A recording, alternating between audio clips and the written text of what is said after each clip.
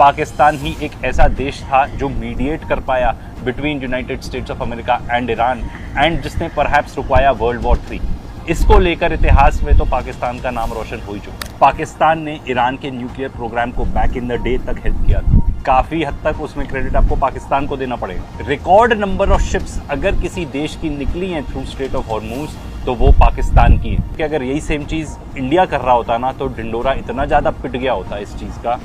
I have no words. अब तो ये भी रिपोर्ट्स आ रही हैं कि कतर एक स्ट्रेटेजिक डिफेंस पैक्ट कर सकता है पाकिस्तान के साथ। देखो कश्मीर तो ऑलरेडी डिस्प्यूटेड था ही, अब पाकिस्तान ने स्टेटमेंट्स देनी चालू कर दी हैं ऑन लद्दाख। मिलिट्री वाइज देखा जाए तो ऑपरेशन सिंदूर के बाद तो पाकिस्तान का स्टेटस बहुत ज्यादा अपग्रेड हो चुका है। पाकिस्तान की जो मिलिट्री माइट है वो अगर इंडिया को टेक ऑन कर सकती है तो that means it is a regional power. बहुत लोग बोलेंगे तो फिर पाकिस्तान चले जाओ ये वो, क्योंकि आपको इतना चूरन खिलाया गया है हेट का, आपकी अकल चरने गई है एकदम। पाकिस्तान एक टेररिस्ट स्टेट है, पाकिस्तान टेररिज्म को फंड करता है, इंडिया हमेशा यही अलेज करता है। पाकिस्तान बैंकरप्ट होने वाला है। देखो पर हम तो विश्वगुरु हैं and we are one of the biggest markets in the world. पूरी दुनिया हमारे यहाँ आना चाहती है अपना माल बेचने के लिए। Pakistan on the other hand war wage कर रहा है अगेंस्ट तालिबान, अफगानिस्तान के अगेंस्ट। पर फिर भी सबके बावजूद आप ये नहीं डिनाई कर सकते कि पाकिस्तान ही एक ऐसा देश था जो मीडिएट कर पाया between United States of America and Iran and जिसने परहैप्स रुकवाया वर्ल्ड वॉर 3। अभी तक तो बिल्कुल, क्योंकि जो सीज फायर भी रहा है बहुत हम जैसे लोगों को भी लगा था, मी पर्सनली ऑल्सो, कि ज्यादा दिन तक नहीं टिक पाएगा ये सीज फायर। पर देखो उन्होंने जो एफर्ट्स करे हैं अगेंस्ट ऑल ऑड्स, उसके वजह से अभी तक तो वॉर रुका हुआ है। आगे जाके क्या होगा ये हम नहीं कह सकते, पर फुल मार्क्स पाकिस्तान को, क्योंकि उन्होंने जो भी मीडिएशन की है बहुत ही सक्सेसफुल रही है अभी तक।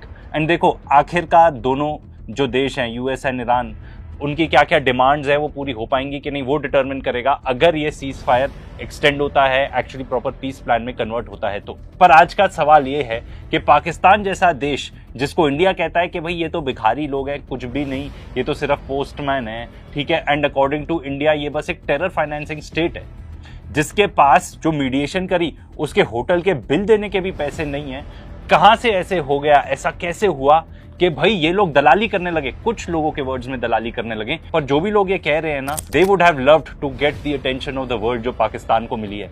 जिस तरीके से पाकिस्तान के ऑफिशियल्स की फोटोज आई है ईरानियन ऑफिशियल्स के साथ, अमेरिकन ऑफिशियल्स के साथ, जो भी ये लोग कह रहे हैं, दे would have wanted nothing more कि भाई पाकिस्तान के ऑफिशियल्स के बजाय उनकी फोटो होती वहां पर। तो भाई आपको ये बात तो अप्रिशिएट करनी पड़ेगी कि एक ऐसा देश जिसके ऊपर ऑलरेडी इतनी सारी प्रॉब्लम्स हो, ये सारी चीजें जो हमने बताई एंड इसके अलावा और भी कितनी सारी प्रॉब्लम्स है वहां पर पाकिस्तान में, पर वो देश आ जाता है एकदम सेंटर स्टेज पे hosting the most important peace talks of our times. इसको लेकर इतिहास में तो पाकिस्तान का नाम रोशन हो ही चुका है। एंड इस पे आप ये और चीज ऐड कर लो कि इतने सालों से फॉर द फर्स्ट टाइम यहाँ बताया जा रहा है नियरली 5 डेकेड्स, मतलब ऑलमोस्ट 5 दशकों से कभी भी ऐसा मौका नहीं हुआ था कि United States of America and Iran के बीच में डायरेक्ट टॉक्स हुई हो। ये सब पॉसिबल हो पाया पाकिस्तान के अंदर, इस्लामाबाद के अंदर। एंड जो सीज फायर इंप्लीमेंट हुआ वो लेबनान वॉर के लिए भी इंप्लीमेंटेड था। वो अलग बात है कि इजराइल सीज फायर वायलेशंस करता रहता है, बिकॉज उनके लिए सीज फायर कोई मतलब ही नहीं रखता। तो पाकिस्तान ऐसा क्यों कर पाया उसके बारे में बात करेंगे, एंड मोर इंपॉर्टेंटली इंडिया के लिए इसका क्या मतलब है। सबसे पहले तो आप ये देखो कि पाकिस्तान का जो रिलेशनशिप है डोनाल्ड ट्रंप के साथ, डोनाल्ड ट्रंप के फर्स्ट टर्म में तो हालत ऐसी थी कि उसने पाकिस्तान को मिलिट्री एड देने से ही मना कर दिया था, क्योंकि उसने बोला कि भाई नहीं, वो लोग टेररिज्म कॉम्बैट ही नहीं कर रहे, हम कुछ नहीं, I don't want anything to do with that. पर अब सेकंड टर्म में क्या होता है, वो इन्वॉल्व हो जाता है ऑपरेशन सिंदूर के दौरान, जहां पे पाकिस्तान कहता है कि हाँ डोनाल्ड ट्रंप ने सीज फायर करवाया, डोनाल्ड ट्रंप कहता है कि मैंने सीज फायर करवाया। इंडिया कभी भी नहीं अग्री करता एंड पाकिस्तान इवन नॉमिनेट कर देता है डोनाल्ड ट्रंप को नोबेल पीस प्राइज के लिए। एंड साथ साथ एक क्रिप्टो डील भी कर लेते हैं वो ट्रंप के साथ, जो ट्रंप का बोर्ड ऑफ पीस होता है उसको भी ज्वाइन कर लेते हैं। गाजा में जो बोर्ड ऑफ पीस बना था उसकी बात हो रही है। And America one of the lowest tariffs देता है पाकिस्तान को, ट्रेड डील अच्छी नेगोशिएट कर लेता है। इंडिया की बाय द वे अभी तक कोई ट्रेड डील नेगोशिएट भी नहीं हुई है। एंड ये भी रिपोर्ट आ रही है कि पाकिस्तान ने first batch of enriched rare earth elements already ship off कर दिए हैं, एक्सपोर्ट कर दिए हैं to United States of America. अब देखो बहुत सारे लोग बोलेंगे कि भाई ऐसा कर दिया, ट्रंप के साथ ये अनएथिकल चीज करी, ये करी, वो करी, वॉट एवर इट इज, उन्होंने अपने देश के लिए बेटर ट्रेड डील तो नेगोशिएट कर ली। उन्होंने ट्रंप के साथ ऐसे अच्छे पर्सनल रिलेशनशिप बनाए हैं कि देखो ट्रंप क्या कहता है आसिम मुनीर के बारे में। Prime minister Sharif of Pakistan, and also I have to say my favorite field marshal from Pakistan, who's not here, but The Prime Minister is here, and you're going to give his regards. Where are you?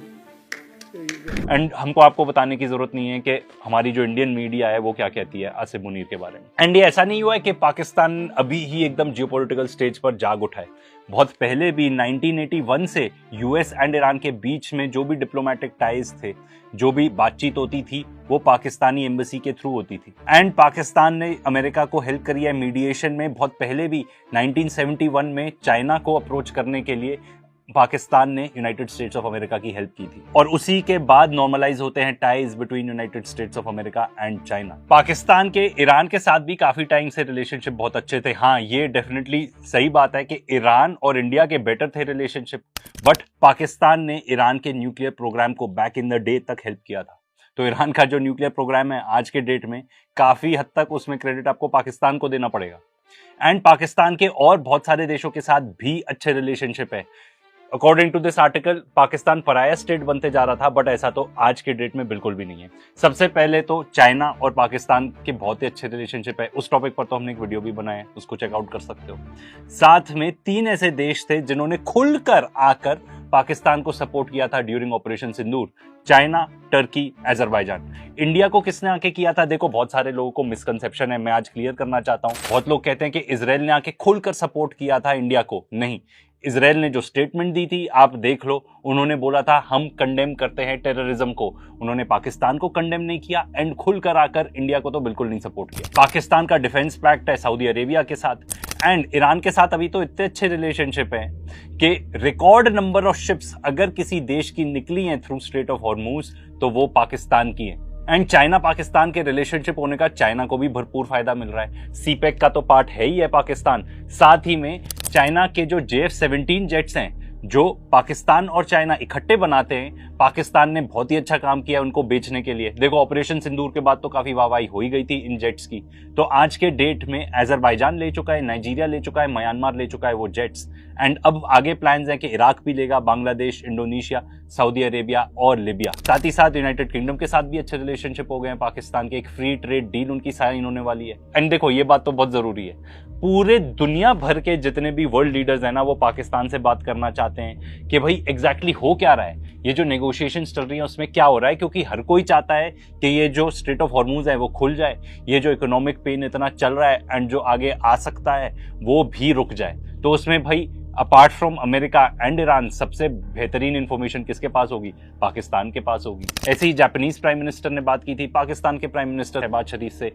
कीयर Starmer जो UK का prime minister है, उसने तो आके खुलकर बोला था कि भाई पाकिस्तान एक बहुत ही क्रिटिकल रोल प्ले कर रहा है। एंड इसके अलावा पाकिस्तान के जो फॉरेन मिनिस्टर हैं एंड पाकिस्तान इटसेल्फ, उन्होंने बहुत सारी मीटिंग्स करी हुई हैं with other countries in the region, चाहे वो इजिप्ट हो, टर्की हो या और गल्फ कंट्रीज हो। मैं आपको इतना बता सकता हूं कि अगर यही सेम चीज इंडिया कर रहा होता ना, तो ढिंडोरा इतना ज्यादा पिट गया होता इस चीज का, I have no words. And इसमें एक और चीज मैं ऐड कर दूं कि पाकिस्तान के ईरान के साथ इतने अच्छे रिलेशनशिप हैं। बहुत सारे देश, जापान जैसे, जिनके ईरान के साथ कोई अच्छे रिलेशनशिप है नहीं, बिकॉज वो out and out American ally हैं। तो हो सकता है वो पाकिस्तान को अप्रोच कर रहे हो कि यार हमारा भी कुछ मामला निपटा दो स्ट्रेट ऑफ हॉर्मुज में। इतना ही नहीं, अब तो ये भी रिपोर्ट्स आ रही है कि कतर एक स्ट्रेटेजिक डिफेंस पैक्ट कर सकता है पाकिस्तान के साथ। तो सऊदी अरेबिया तो हो गया, टर्की की बात चल रही थी, उन्होंने नहीं किया, पर अब कतर भी ऐड हो सकता है उस पर्टिकुलर लिस्ट में। देखो, ये जो पाकिस्तान के एफर्ट्स हैं वॉर रुकवाने के लिए, वैसे तो वेलकम करना चाहिए पूरी दुनिया को, बट यूएई जैसे ऐसे देश हैं जिनको बिल्कुल भी नहीं समझ में आई ये बात,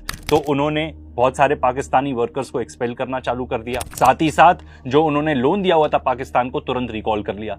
तो पाकिस्तान की अब आप देखो फॉरेन पॉलिसी यहाँ पे भी एकदम ऐसी हो गई कि यूएई बोलता है हमारे पैसे दे दो, तो पाकिस्तान चले जाता है सऊदी अरेबिया के पास, उनसे एड ले लेता है और वापस कर देता है। तो ये जो पाकिस्तान ने इतनी मेहनत की है वॉर को रुकवाने के लिए, this has gained attention from the entire world. अब ये इंडिया को कैसे अफेक्ट करता है? देखो, सबसे पहले तो जो पाकिस्तान का स्टांस रहा है ऑन कश्मीर एंड अब तो लद्दाख, वो और ज्यादा स्ट्रांग बन गया है। देखो, कश्मीर तो ऑलरेडी डिस्प्यूटेड था ही, अब पाकिस्तान ने स्टेटमेंट्स देनी चालू कर दी हैं ऑन लद्दाख। तो होता यह है कि इंडिया ने कुछ नई डिस्ट्रिक्ट्स क्रिएट करी लद्दाख के अंदर, जिस पर पाकिस्तानी फॉरेन ऑफिस ने अपनी स्टेटमेंट्स दी हैं। एंड देखो, वो ये सब इसलिए खुल के इतना ज्यादा कर पा रहे हैं क्योंकि चाइना का फुल सपोर्ट है उनके पास, एंड चाइना भी उसको डिस्प्यूटेड टेरिटरी मानता है। पाकिस्तान की पार्ट है SCO का, शंघाई कॉरपोरेशन ऑर्गेनाइजेशन का। इनफैक्ट इंडिया और पाकिस्तान दोनों जून 2017 में ऑफिशियली फुल मेंबर बन जाते हैं SCO के। एंड आई बिलीव पाकिस्तान ना जो न्यू वर्ल्ड ऑर्डर जो बनने वाला है, जो स्पेशली इस वॉर के बाद हो सकता है ये वॉर और लंबा चले एंड अमेरिका वैसा सुपर पावर नहीं रहेगा जैसा वो रहा है आज तक। डॉलर भी बहुत ज़्यादा डिक्लाइन हो जाएगा, डॉलर नहीं रहेगा रिजर्व करेंसी। इसके बारे में तो हम आपको पहले भी बता चुके हैं, क्योंकि ये एक लॉ ऑफ फिजिक्स है, ऐसा होता ही है, होना ही है ऐसा। तो जो पाकिस्तान की लीडरशिप है वो इस बात को अच्छे से समझती है। उन्होंने ट्रंप को अच्छे से सेट कर रखा है, ठीक है, उससे तो अच्छे रिलेशनशिप है ही। एज अ रिजल्ट अमेरिका के साथ अच्छे रिलेशनशिप है, चाइना के साथ तो बहुत बढ़िया है ही है रिलेशनशिप। 80% ऑफ मिलिट्री इक्विपमेंट जो पाकिस्तान के पास है वो चाइना से आता है। अब तो रशिया के साथ भी अच्छा खासा रिलेशनशिप है, क्योंकि पाकिस्तान और रशिया बात करते हैं कि भाई सिक्योरिटी आर्किटेक्चर कैसा होना चाहिए एशिया में। तो भाई वहां की लीडरशिप तो अच्छे से समझती है आने वाला टाइम कैसे होने वाला है। एंड सबसे इंपॉर्टेंट बात तो ये है, हम जिस एरिया में रहते हैं, हम जिस इलाके में रहते हैं, जिस कॉन्टिनेंट में रहते हैं, वहाँ पे आसपास पड़ोसियों के साथ तो हमारे अच्छे रिलेशनशिप होने चाहिए। पाकिस्तान ये बात अच्छे से समझता है। एंड वेयरएज इंडिया अभी भी पार्ट बना हुआ है क्वाड अलायंस का। देखो मैं ये बात नहीं कह रहा हूँ, बट प्रोफेसर जेफरी सैक्स जैसे लर्नड लोग ये बात बता चुके हैं कि India should exit the quad. कोई फायदा नहीं होने वाला इंडिया का इसमें। एंड खास तौर पे ये तो इतिहास गवाह है इस चीज की। एंड अभी जो ईरान वॉर में हुआ हमने उसमें और देख लिया कि अमेरिका अपने एलाइज को कैसे ट्रीट करता है। पाकिस्तान न्यू वर्ल्ड ऑर्डर समझता है and it may become a part of BRICS. In fact अभी इंडिया ही ऑब्जेक्शन रेज करता है कि नहीं, Pakistan should not be a full member of BRICS. China and Russia चाहते हैं कि नहीं, इट शुड बी। एंड अगर देखा जाए आज के डेट में सबसे नॉन अलाइंड मेंबर ब्रिक्स का इंडिया ही है। जब ब्रिक्स करेंसी की बात होती है तो इंडिया कहता है वो अनरियलिस्टिक है। जब BRICS war games carry out होती है जहां पे बहुत सारे कंट्रीज अपनी शिप्स भेजते हैं, ठीक है, उसमें पार्टिसिपेट करने के लिए, देखो ये कैरी आउट हुआ था साउथ अफ्रीका के अंदर। कई ऐसी कंट्रीज है जैसे कि ब्राजील, इजिप्ट, इंडोनेशिया, इथोपिया, जिन्होंने एक्चुअली ड्रिल्स में पार्टिसिपेट नहीं किया था, पर वो कम से कम एज ऑब्जर्वर्स तो थे। इंडिया ने एज ऑब्जर्वर भी नहीं ज्वाइन किया था। एंड अगर मिलिट्री वाइज देखा जाए तो ऑपरेशन सिंदूर के बाद तो पाकिस्तान का स्टेटस बहुत ज़्यादा अपग्रेड हो चुका है। लोग उनको बहुत ज़्यादा सीरियसली लेने लगे हैं, बिकॉज दे कैन सी कि पाकिस्तान की जो मिलिट्री माइट है वो अगर इंडिया को टेक ऑन कर सकती है तो that means it is a regional power. देखो हम भले ही जो क्लेम करते रहें कि हमने उनके 11 जहाज गिरा दिए, ये वो, मैटर ये करता है कि इंटरनेशनल ओपिनियन क्या है। एंड यूएस के पैनल की रिपोर्ट आ चुकी है जिसमें वो कह रहे हैं कि पाकिस्तान को ज़्यादा सक्सेस मिला था। एंड वो ये भी बता रहे हैं कि चाइना फुल फ्लेजेड इन्वॉल्व था। एंड अब तो चाइना ने खुद ही अग्री कर लिया है कि उनके इंजीनियर्स तक एकदम मौजूद थे पाकिस्तानीज के साथ फुल फ्लेजेड सपोर्ट देने के लिए। उनके टेक्नीशियंस ने साइड बाय साइड पाकिस्तान के साथ वर्क किया है।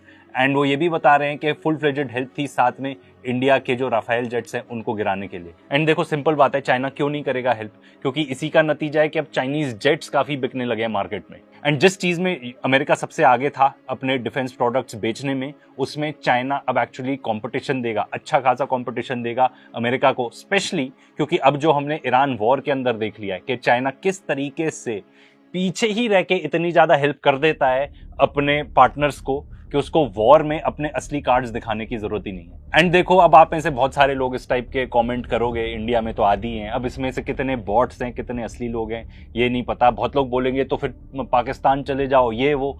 तो भाई जो इस टाइप की जनता है, ये वीडियो स्पेशली आप लोगों के लिए ही है, क्योंकि आपको इतना चूरन खिलाया गया है हेट का, इतनी ज्यादा नफरत भर दी गई है कि आपको और कोई इमोशन समझ ही नहीं आता। Hate against a certain country, hate against a certain community, कोई सेंस ऑफ लॉजिक नहीं बचा है, कोई इंटेलिजेंस नहीं बची है, आपकी अकल चरने गई है एकदम घास। एंड यही एग्जैक्टली चीज है जो इस देश को ना पीछे धकेल रही है।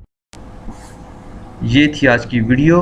मैं आइंदा भी इसी तरह भारतीय मीडिया के बयानात और उनके पाकिस्तान के मुतालिक तज्ज़िये और तबसरे लाता रहूँगा, और वो वीडियोस जो आम मीडिया पर पब्लिश नहीं की जाती मैं वो ढूंढता हूँ और उनको आप तक लाने का काम करता रहूँगा।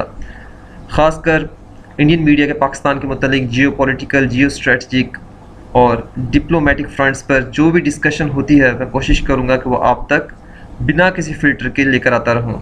और अगर आप ये सब कुछ देखना चाहते हैं और भारतीय मीडिया के रिएक्शंस को और उनके पाकिस्तान के मुतालिक तज्ज़िये और तबसरों को सुनना चाहते हैं तो आप मेरा चैनल फॉलो कर सकते हैं, क्योंकि यहाँ आपको सिर्फ ख़बरें नहीं या सिर्फ और सिर्फ रिएक्शन नहीं बल्कि तमाम कंट्रोवर्शियल और ट्रेंडिंग वीडियोस मिलेगी वो भी एक अलग अंदाज में।